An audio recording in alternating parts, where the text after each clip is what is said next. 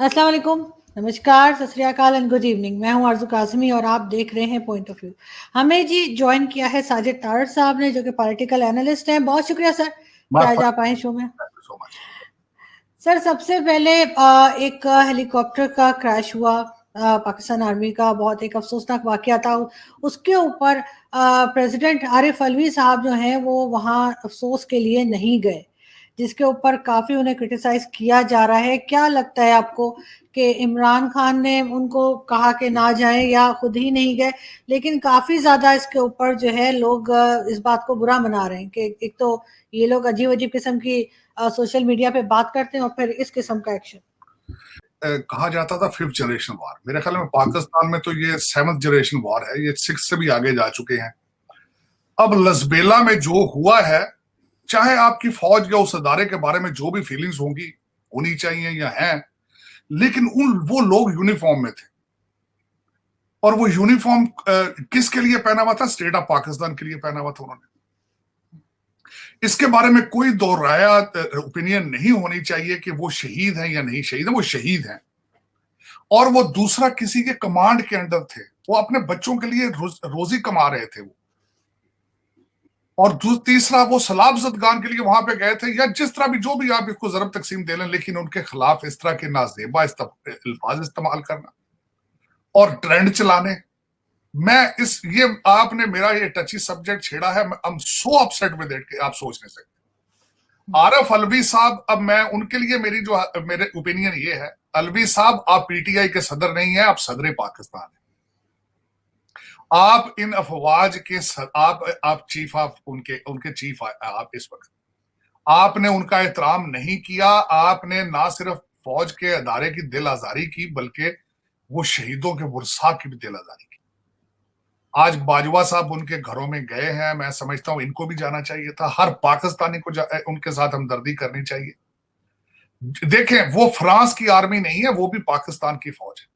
और जहां आपको तकलीफ होती है, सबसे पहले वहां पहुंचते हैं, चाहे जलजला हो चाहे सैलाब हो। अब वहां पे और किस इंस्टीट्यूशन में खराबियां मौजूद नहीं है? हर अदारे के अंदर खराबियां मौजूद है, लेकिन उनको इस तरह निशाना बनाना ये सख्त ज्यादती है।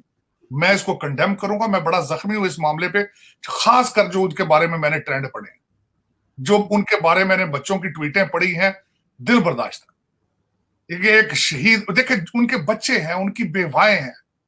मेरा मकसद है आपने उनकी दिल आजारी की और आरफ अलवी साहब ने उसके ऊपर एक भोंडा सा एक्सक्यूज दिया है कि वो जी मेरे पास रिपोर्टें अच्छी नहीं आई थी पीटीआई वालों की। और यार, आप सदर पाकिस्तान है। आप एक मिनट के लिए पीटीआई की टोपी उतार के रख दे। अगर नहीं उतार सकते तो रिजाइन करें आप, और पीटीआई के जलसों में जाके धरनों में बैठे, जाके उनके साथ दमादम मस्त कलंदर करें आप। फिर आप सदर पाकिस्तान, आप टैक्स पेयर पे बैठे हैं आप, और सदर और पाकिस्तान को सर्व नहीं कर रहे, सिर्फ पीटीआई को सर्व कर रहे हैं। ये ज्यादती है, बिल्कुल सरासर ज्यादती। और दूसरा, इस पे मैं एक और बात कहूंगा आरजू, ये तो आपने एक छोटी सी बात कही है, ये तो उससे आगे जा चुके हैं पाकिस्तान के खिलाफ जो इनके इरादे हैं इन लोगों के। वो जो एमन अल जवारी काबुल के अंदर जो है उनको अटैक का निशाना बनाया गया है, उसके बाद जो इन्होंने ट्रोलिंग की है आपकी आर्मी के खिलाफ, और उसके बाद इन्होंने ट्रोलिंग की है कि वो जो ड्रोन था पाकिस्तान से उड़ा है। आर्मी डिफेंसिव होके उनके बारे में स्टेटमेंट देनी पड़ी उनको। राना सनाउल्लाह साहब को स्टेटमेंट देनी पड़ी। इतना इन्होंने घेरा डाल रखा है, और उसके ऊपर सोने पे सुहागा ये है कि इन्होंने मजीद 1100 लोग हायर कर लिए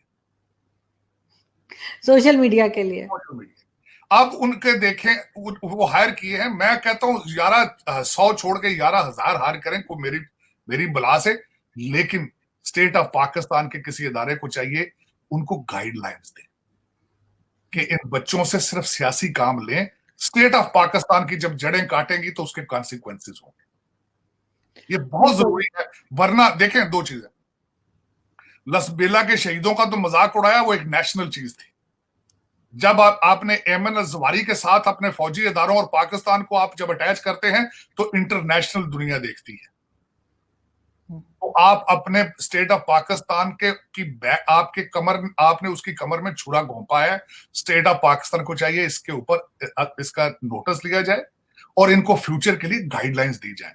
सब सियासी पार्टियों को कहा जाए कि आप सोशल मीडिया का इस्तेमाल करें, लेकिन स्टेट ऑफ पाकिस्तान के खिलाफ आपको इजाजत नहीं दी जाएगी, वरना इसके बड़े सख्त कॉन्सिक्वेंसेज होंगे, बड़े सख्त। ये आगे जिस डायरेक्शन में पहले ही कम नहीं है सोशल मीडिया पे, पहले ही कम नहीं है। अब 1100 बंदे फुल टाइम बैठेंगे अब, और डायरेक्शन उनके पास 3 चीजें उनको ऑर्डर दिए गए होंगे कि तुमने मजहब को यूज करना है, तुमने गद्दार बनाना है, और तुमने फौज के खिलाफ किस तरह बोलना है। और अदलिया के, अगर अदलिया तुम्हारे खिलाफ फैसला को देती तो उनके खिलाफ। ये 4-5 आप इन्होंने पिछले 4 सालों में ये किया है, फौज के खिलाफ, अदलिया के खिलाफ, अपनी मर्जी का इलेक्शन कमीशन के खिलाफ। मेरे पास हर चीज में स्टेट ऑफ पाकिस्तान को डैमेज किया है, और उन्होंने कुछ भी नहीं किया।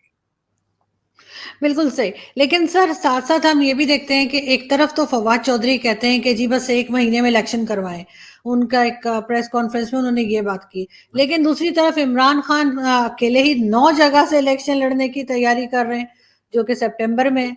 तो ये पार्टी में 2 तरह के स्टेटमेंट कैसे चल रहे हैं? मैं सबसे पहले तो ये बताना चाहूंगा कि 9 जगहों पे इलेक्शन लड़ने का मकसद क्या है।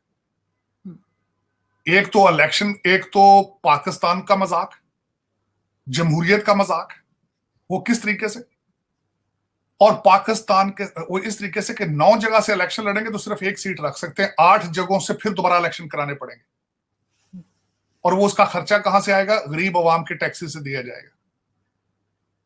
ये एक अपने अपने पाकिस्तान, जमहूरियत, पाकिस्तान के कॉन्स्टिट्यूशन का मजाक उड़ाने के मुतरादिफ। ये कोई काबिल फहम आदमी इस तरह का नहीं कर सकता।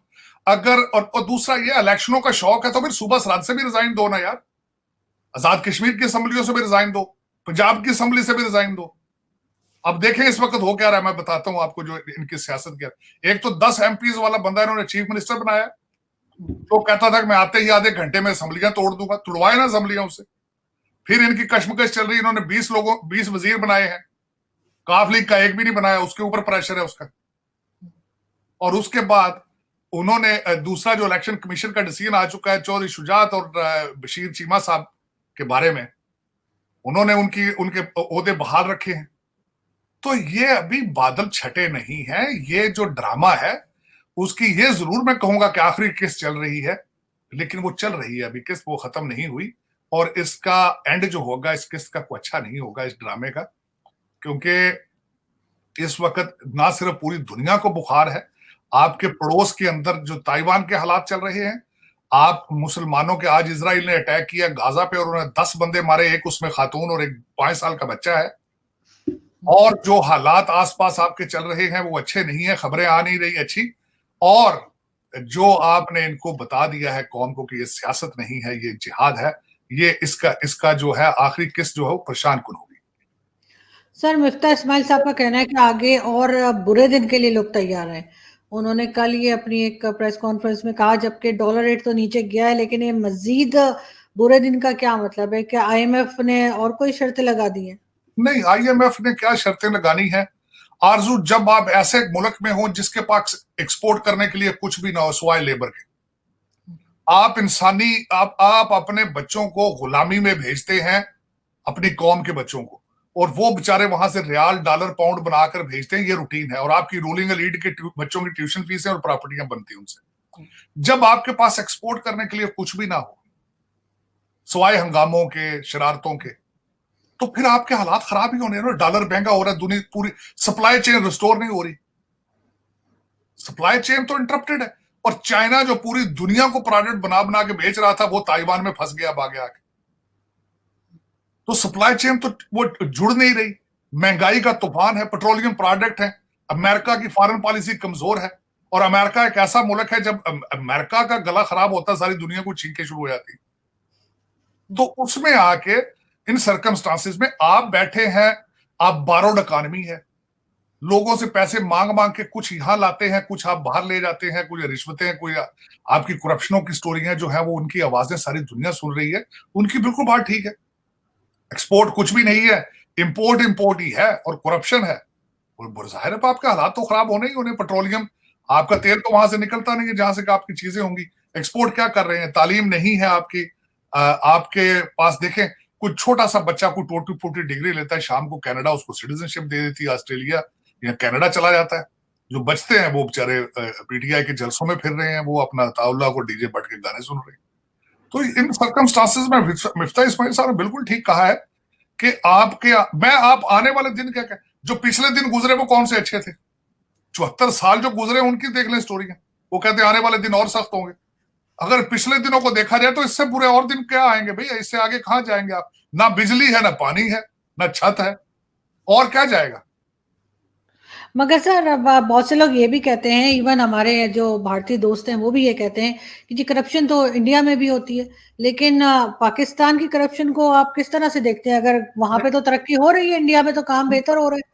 उनका साइज देखें अपने लिहाज से भारत का, आप उनके साइज के बिल्कुल आसपास भी नहीं है। आप इंटरनेशनल करप्शन के इंडेक्स में आपका नंबर 130 है, वो 85 पर है। एक तो ये जवाब। दूसरा मैं उसमें ये कहूंगा कि उनके पास देखें एक्सपोर्ट करने के लिए क्या कुछ नहीं है। उनके इंस्टीट्यूशन देखें, उनकी जमहूरियत का प्रोसेस देखें। इस वक्त मुझे कोई बता दे कि आम पार्टी जीत कर आई है पंजाब में इस वक्त, और उनका शीशे की तरह उनका सारा कुछ सामने पड़ा है जो दिल्ली के अंदर उन्होंने जिस तरीके से एडमिनिस्ट्रेट किया है, जिस तरीके से उन्होंने अपना मैंडेट वहां पे डिलीवर किया है। लेकिन देखें कौम ने किस तरह उनको एक मैंडेट दिया पंजाब में। आपके पॉसिबल है आपके, क्योंकि एक छोटी सी पार्टी आपके परफॉर्मेंस बेस आ गया है आप। और हमारा एक दूसरा सिस्टम है जमहूरियत, तो हम जमहूरियत इसलिए नहीं कहूंगा कि सिस्टम हाइब्रिड है। आपके अदारे अपने देखें, मुझे कल किसी ने पूछा पाकिस्तान के हालात क्या चल रहे हैं। मैंने कहा अदारे कमजोर होते हैं तो जमहूरियत पे असर पड़ता है, जमहूरियत कमजोर होती है तो अदारे कमजोर रहते हैं। आप ये देख लें, वहां भी करप्शन होगी, लेकिन उसमें आरजू मैं ये कहूंगा corruption is part of human instinct. आपका क्या ख्याल है अमेरिका में करप्शन नहीं है? करप्शन तो यहां भी बहुत है। ये जहां भी इंसान को अपॉर्चुनिटी मिलती है वो चुपके से उसको वो अवेल कर लेता है। सिस्टम क्रिएट करना इस वक्त उनके पास, मैं कल परसों पढ़ रहा था, उनके पास 10 महीने के रिजर्व्स मौजूद हैं अपने चीजें इंपोर्ट करने के लिए। आपके पास 10 घंटे के हैं, आप कंपैरिजन उसे कर लें। और दूसरा मैंने बताया था कि आप साइज में बहुत छोटे हैं, लेकिन स्विट्जरलैंड में आपका पैसा करप्शन का भारतीयों से ज्यादा पड़ा है। आप साइज में उनके मुकाबले में कुछ भी नहीं है। दुबई की प्रॉपर्टियों में आप 8वें नंबर पर हैं, दुबई की प्रॉपर्टियां खरीदने। हाँ, आपने तरक्की बहुत की है, लेकिन पाकिस्तान के अंदर नहीं की। आपने तरक्की दुबई में भी बहुत की है, आप इस वक्त टोरंटो में भी बहुत तरक्की कर रहे हैं, आपने अमेरिका में भी अपनी प्रॉपर्टियां बहुत बनाई हैं, ऑस्ट्रेलिया में भी जा रहे हैं। किसी दिन इन बच्चे, अगर बच्चे ये सारे ट्वीटिंग करते हैं, और यार किस दिन ये गूगल करके देख लो तुम्हारी रूलिंग एलीट जब रिटायर होती है तो जाती कहाँ है, ये भी देख लो। तुम्हारा खून चूस के जाती है, खून चूस के। मैं टोरंटो जाता हूं, मुझे उनकी सड़कों में से पाकिस्तान के पसीने और खून की स्मेल आती है वहां से। इतने इतने बड़े महल खरीद लिए आपके करप्ट लोगों के बच्चों ने वहां पे, आप सोच भी नहीं सकते। लेकिन उसमें ये आज का नहीं है, पाकिस्तान की ट्रेजिडी आज की नहीं है। मोहतरमा फातिमा जिन्ना के साथ जो किया गया था, अगर आप वही देख लें तो इबरत का निशान है। उसके बारे में यहां तक कहा जाता है ना सिर्फ इलेक्शन से हरवाया गया, चीजें की गई, उन पर गद्दारी का नोटिस लगाया गया, इंडियन एजेंट उनको कहा गया, बल्कि यहां तक है कि जो जिस बंदे ने उनकी, ये मेरी इंफॉर्मेशन नहीं है, मैंने खुद पढ़ी थी कहीं, जिसने उनके जिस्म को गुस्ल दिया था जनाजे से पहले, उसने कहा था कि ये इनके जिस्म पर जख्मों के निशान थे। बिल्कुल, लेकिन सर अभी कुछ दिन के बाद ही जो है 14 अगस्त भी आने वाली है। आप किस तरह से देख रहे हैं कि ये जो साल हमने निकाले हैं 75 साल, तो अभी यहाँ तक आते आते जो आज का दिन है, पाकिस्तान ने कोई तरक्की की है या सिर्फ करप्शन की है और सिर्फ हमने मजहब बेचा है? कहीं हम आगे नहीं बढ़े, इवन फॉरेन पॉलिसी भी हमारी जो है बद से बदतर होती जा रही है। नहीं, फॉरेन पॉलिसी तो अब मैं समझ, फॉरेन पॉलिसी तो अब है नहीं बिल्कुल। इसका तो मैं कहता हूं बिल्कुल नाम लेना भी अच्छा नहीं मुझे लगता, क्योंकि आपकी फॉरेन पॉलिसी क्या है? डॉलर बेस है, जहां से डॉलर मिलेगा आप उसके पीछे चले जाते हैं। आपको चाइना देगा तो आप चाइना के साथ चलेंगे, 26 करोड़ उनका खा गए, 26 बिलियन। आईएमएफ ने सीटिंग मारी तो आपने सीपैक बंद कर उधर चले जाते हैं। मैं आपका तो आपकी फॉरेन पॉलिसी, मैं नहीं ये बिल्कुल नहीं मानता कि आपकी कोई फॉरेन पॉलिसी है आपका। बल्कि आपने इस पे मुझे एक और मेरा दुखती रंग छेड़ दी है। जो आपके फॉरेन मिनिस्टर साहब थे, अब अपना बच्चा उनका एमपीए बन गया, बच्ची को एमएनए बनाना चाहते हैं, और ये सारा दिन चीखते हैं, कहते हैं मौरूसी सियासत, मौरूसी सियासत। आपने फॉरेन मिनिस्टर एक ऐसा बनाया जो मुल्तान से आगे ग्रो ही नहीं कर सका। आपने अपनी फॉरेन पॉलिसी की चाबियां उसके हाथ में पकड़ाई और उसने जलीलो ख्वार करके रख दिया, वर्सेस डॉक्टर जयशंकर के सामने उसका कद काट जरा नापे उनका। तो ये तो एक मजाक है, इससे अलावा कुछ भी नहीं। दूसरा ये कि मैं यही एक अलमिया ये है कि हमारे बच्चों को हिस्ट्री नहीं पढ़ाई जाती, और बच्चे आजकल इंटरेस्टेड ही नहीं। बच्चे आजकल सिर्फ टिकटॉक और आपके यूट्यूब में बैठे हैं सारा दिन, और उस वहां से कुछ लर्न कुछ नहीं कर रहे। मैं तो बल्कि ये कहता हूँ कि खान साहब अगर इन पे रहम फरमाते या अपने टिकटॉक कर जो है इनको कहते हैं यार तुम ऑनलाइन ट्रेड ही शुरू कर दो यार, ऑनलाइन क्लासें लेनी शुरू कर दो, ऑनलाइन अमेजोन का बेचना शुरू कर दो। लेकिन नहीं, वो तबाही। देखिए ना, नेगेटिव एक चीज होती है स्मार्ट होना, एक होता है लफ्ज क्लेवर होना, वो फर्क है। ज़हीन होने में और शातिर होने में फर्क है डेफिनेशन का। आप स्ट्रीट स्मार्ट हैं, आप इंटेलिजेंट नहीं है। स्ट्रीट स्मार्ट कहते हैं कि जो नेगेटिव माइंड बहुत चलता है आपका। देखे ना किस तरीके से आपने खूबसूरती के साथ एक सियासी पार्टी को मजहबी पार्टी का रंग दे दिया, गद्दारी का चार्ट लगा देते हर एक के पीछे। किस तरीके से खूबसूरती, 1100 बंदा और हायर कर लिया, अल्लाह अल्लाह। अब देखें आगे क्या बनता है। आपके हमारे मुंह पे थप्पड़ों की बजाय ट्विटर मारा करेंगे, ट्वीट आया करेंगे सुबह शाम, ये बच्चे मारा करेंगे हमारे। सुबह उठते ही 10 ट्वीटें पड़ी होंगी कि ये सियासत नहीं जिहाद है, पाकिस्तान का मतलब क्या, ला इलाहा इल्लल्लाह। अब ये स्टोरियां शुरू होंगी। अब आपका सफर जो है अगर यही चलता रहा, इसको लगाम ना डाली गई, तो आपका सफर जो है अफगानिस्तान की तरफ तो पहले ही आप चल रहे हैं, शुरू हो चुका है। क्योंकि जो मैं 21st सेंचुरी में अगर आपको अभी भी मजीद एक्सट्रीमिज्म की जरूरत है तो आपको नसीब हो, खुश हो। लेकिन दुनिया किस तरह देखेगी, क्योंकि आप अटामिक पावर भी है। क्योंकि देखें सोमालिया के पास अटामिक पावर नहीं है, अफगानिस्तान के पास अटामिक पावर नहीं है। आप जब नारे निकालेंगे बाहर निकल के, अमेरिका मुर्दाबाद, अमेरिका के खिलाफ जिहाद, अमर बिल मारूफ और ये सारी चीजें करेंगे, तो ये क्वेश्चन मार्क है क्या दुनिया बर्दाश्त कर पाएगी। और मुआशी तौर पे आप तबाह हो बिल्कुल। आप डॉलर 300 का हो और आपकी डायरेक्शन अमल बिल मारूफ हो, दुनिया क्या किस तरह डील करेगी आपसे। दुनिया जाहिर डील करेगी, क्योंकि आप खतरा बनेंगे उस रीजन के लिए और पूरी दुनिया के लिए। लेकिन सर डॉलर तो नीचे की तरफ जा रहा है और कह रहे हैं कि 180 तक लेके जाएगी गवर्नमेंट। नहीं, ये एक मेरे ख्याल में एक टाइमिंग है, इसके ऊपर अभी राय कायम करना मेरा ख्याल नहीं। मैंने इसके बारे में लोगों से पूछा भी है, जो मेजॉरिटी ऑफ देम दो economist with the PhD in economics. ये एक अभी एक फेज है, थोड़े दिनों के लिए इसके रिलेटेड है कि आपकी इंपोर्ट एक्सपोर्ट की क्या सिचुएशन चल रही थी क्रूड ऑयल की प्राइसेस के साथ है। वरना आप क्या सोचे, आपने कोई एक्सपोर्ट करनी चल रही चीजें, आपने वहां से कोई प्रोडक्ट बाहर भेजनी शुरू कर दी, जिससे आपके यहाँ डॉलर आने शुरू हो चुके हैं। लोग तो भाग रहे हैं सासे बेच बेच के वहां से। नहीं सर, ये भी कहा जा रहा है कि बहुत से लोगों ने जो है, चाहे वो इमरान खान की पार्टी के हों या कोई, उन्होंने डॉलर लेके रख लिए थे और बैंकों से लोन ले लिया था। बैंक ने क्योंकि इंटरेस्ट बढ़ा दिया तो उन्होंने वो डॉलर वापस मार्केट में बेच दिए, क्योंकि उन्हें नुकसान हो रहा था। इसलिए डॉलर का रेट जो है वो कम हुआ है। ये भी एक बात जो है वो चली है यहाँ पर। ये तो स्पेकुलेशन है। मैं बिल्कुल इसको बड़ा क्लोजली वॉच करता हूँ, क्योंकि पाकिस्तान में मेरी खुद की काफी चीजें इन्वेस्टमेंट हैं, काफी चीजें मैं इसको बड़ा क्लोजली वॉच करता हूँ। लेकिन ये मैंने पूछा है कि दोस्तों जो इकोनॉमिस्ट है वो ये अभी इतनी जल्दी इसके बारे में राय कायम करना कि पाक डॉलर जो है वो 160 पे आ जाएगा, ये अभी एक स्पेकुलेशन है। अभी देखते हैं कि आगे इसका मजीद क्या बनता है। देखिए इसमें या तो बताएं ना कि फलां काम जी पाकिस्तान में ये फलां काम किया जिसकी वजह से डॉलर नीचे है, कुछ या तो एक्सपोर्ट बढ़ा दी हो बहुत ज्यादा, या इंपोर्ट कम कर दी हो बहुत ज्यादा, या पेट्रोल लेना बंद कर दिया हो आपने कुछ। ये तो एक ये फोरकास्ट, ये चीजें जो आपने खरीदी थी पिछले दिनों में या पेट्रोलियम प्रोडक्ट्स के बारे में थी, ये सारी मैंने कई रिपोर्टें इस पे पढ़ी हैं। लेकिन it's too early to come to the conclusion कि डॉलर जो है बहुत ज्यादा नीचे आएगा और परमानेंट रहेगा वहां। सर आपको लगता है कि ओवरसीज पाकिस्तानीज जो हैं, जो बड़े बिजनेस कम्युनिटी से बिलोंग करते हैं, वो पाकिस्तान में इन्वेस्ट करना चाहेंगे? या जैसे कि बड़ी कंपनीज है, चाहे वो यूट्यूब ही क्यों ना हो, उनके ऑफिसेज इंडिया में हैं लेकिन पाकिस्तान में नहीं है। आपको लगता है कि इस वक्त हालात ऐसे हैं, चाहे सिक्योरिटी के लिहाज से, कि लोग महफूज समझेंगे अपना कि यहाँ पे लाके और कोई कंपनी अपने पैसे लगाए? आरजू, एक तो मैं एक चीज का बड़ा आज क्लियर जवाब देना चाहूंगा कि एक हाइप क्रिएट की जाती है कि लोग शायद इमरान खान के दौर में इमरान खान को पैसे भेज रहे थे, तो ये बार बार ये जलसों में कहते हैं कि जी लोगों ने बाहर से पैसे भेजने बंद। और यार वो अपने माँ बाप को पैसे भेजते हैं, अपने बच्चों को पैसे भेजते हैं, वो तुम्हें क्या भेजेंगे यार? वो क्यों भेजेंगे, किस लिए भेजेंगे? तुमने भेजा है उनको बाहर, तुम उनके माँ बाप का क्या करते हो? उनकी जमीनों पे कब्जे किए तो तुमने क्या किया?